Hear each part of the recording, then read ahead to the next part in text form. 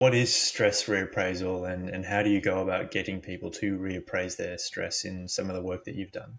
Yes. So, in talking about stress reappraisal, I need to make a really important distinction between two different kinds of stress, or maybe multiple kinds of stress. I'll start with this is when the stress I'm about to talk about, challenge and threat stress states, these two different types of stress states, they're both what we'd call acute stress, meaning they tend to be really intense but short lived.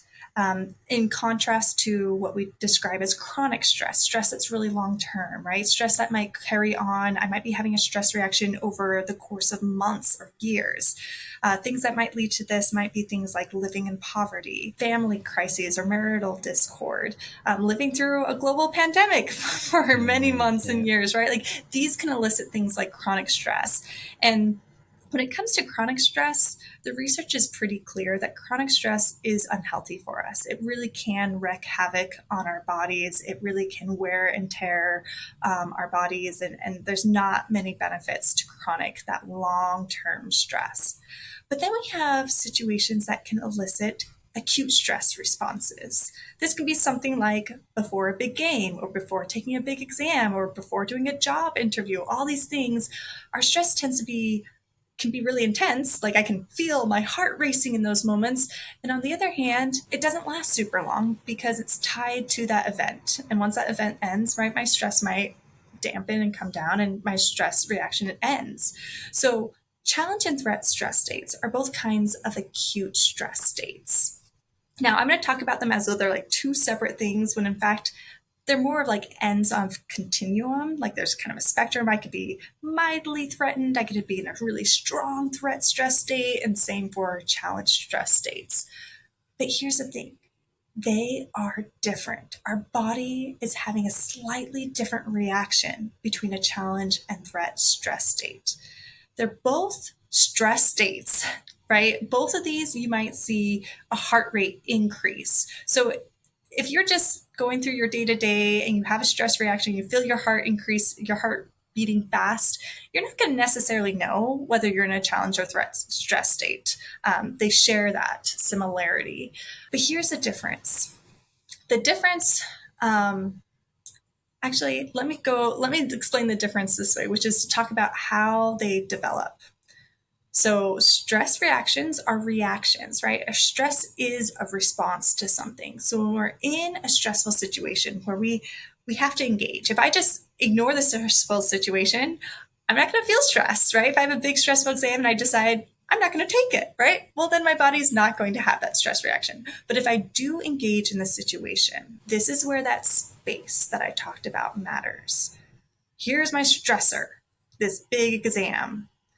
Now, before my body reacts, the key thing here is what do I think about the situation? And what we do is we do this almost automatic, almost unconscious, rapid sort of assessment of how difficult is the situation and what resources do I have to handle the situation. For instance, let's say I need to get up and sing in front of a crowd of people, right? So there are certain demands I might notice there. One, I'm going to be judged by other people, right? That makes it difficult. I have to actually physically do something. I need to sing, right? That's going to require something of me, right? There's all these things we might think about of what makes the situation difficult or uncertain or things that might make me a little nervous or stressed about this.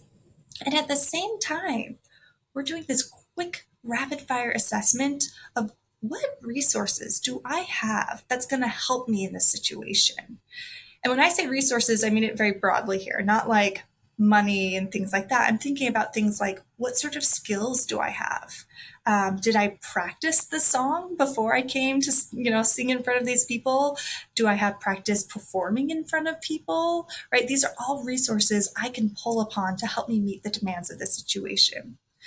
So what we're doing is even without really thinking about it, we're automatically assessing or appraising both the demands and our resources to meet those demands. And this is critical because this is going to determine whether we end up in a challenge stress state or a threat stress state. And it comes down to which wins out. Do I think that I can meet the demands of the situation, that my resources meet or exceed these demands. Yes, it's a challenging situation, but I have the resources to meet it. Yes, there are demands here, but I think I can accomplish this. When we think that we can, our body reacts accordingly.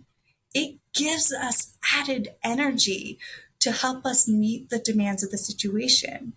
So if we want to get technical, what happens in a challenge stress state is we see activation of the SAM axis, which is an acronym. It stands for sympathetic adrenal medullary axis. But basically, this is what gets our heart rate going up. This is what's increasing our physiological arousal. It's a high energy state.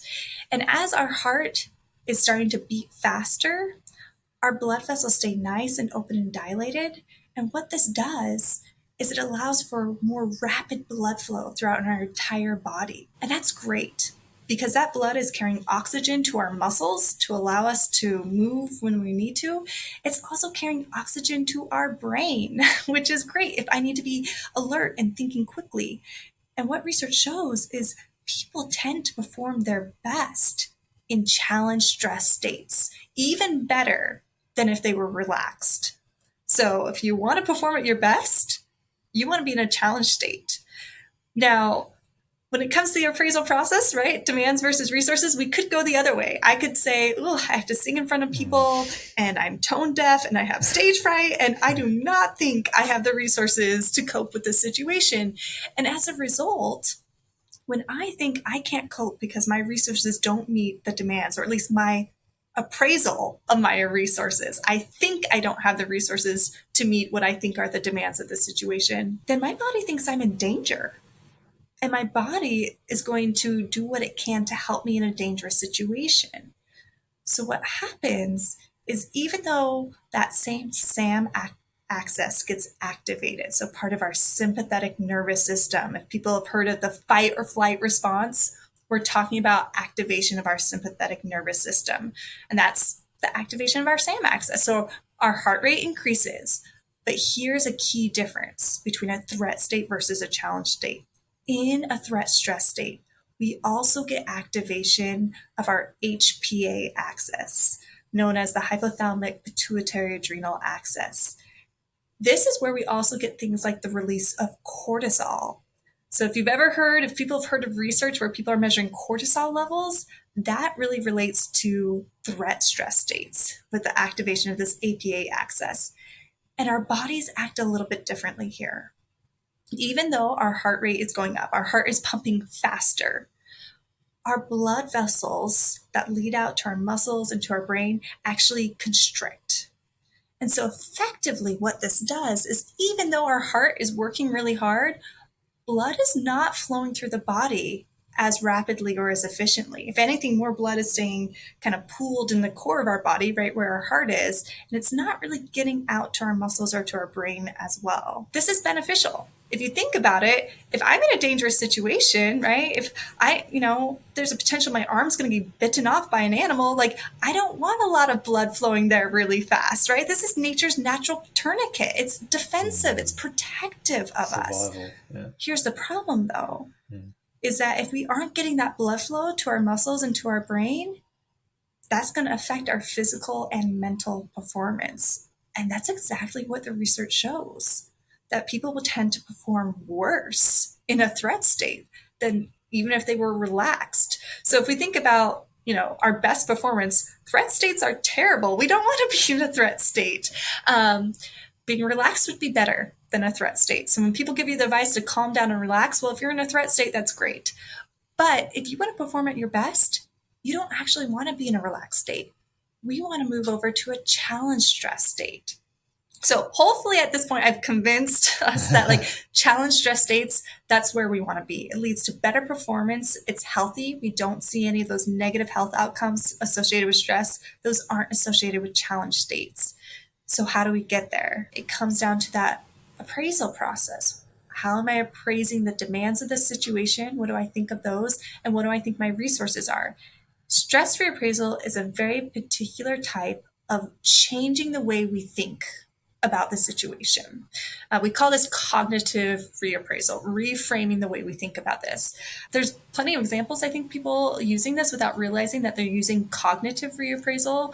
For instance, maybe I'm giving a speech and I don't want to be nervous, so I, imagine everyone's my grandma, or I don't look at anyone like I'm, Yeah. trying to imagine they're not even there, right? Or I'm going in to take an exam and I remind myself, look, it's not life or death. Like, I'm going to be fine, right? We're changing the way we think about the situation, but typically those strategies, we're changing the way we think to try to lower our stress. That's not what stress reappraisal is about. It's not about trying to relax more, right? I'm not trying to think, oh, this isn't life or death, so I relax. Stress reappraisal is a particular kind of cognitive reappraisal, a particular way we're going to change the way we think about the situation. What we're going to change the way we think about is our body's stress reaction. When we're having a strong acute stress reaction, we can typically sense it. I can feel my heart pounding, my palms getting sweaty, right? Those signs that we feel when we're having a stress reaction. And most people think stress is bad for them, right? When they start to feel those signs, they think, oh no, I'm stressed. I need to calm down. This is a bad thing. Stress reappraisal is so simple. All it is knowing that your body's stress response can actually be helpful to you, not hurtful. Just knowing that can be enough that when people are having a stress reaction, instead of going, oh no, panic, this is not good, I need to calm down, they go, great, great, I need my body to be helping me right now. This is my body's way of energizing me to help me perform even better. And that can be enough to sort of tip the scales between our appraised demands and resources, because now we think of our stress response, our body's reaction, as an added resource. And that can be enough to get people into a challenge state. So that's really, in a sum, what stress reappraisal is. Everyone who listens to this has now had a stress reappraisal intervention, because all it is teaching people your body's stress response is helpful.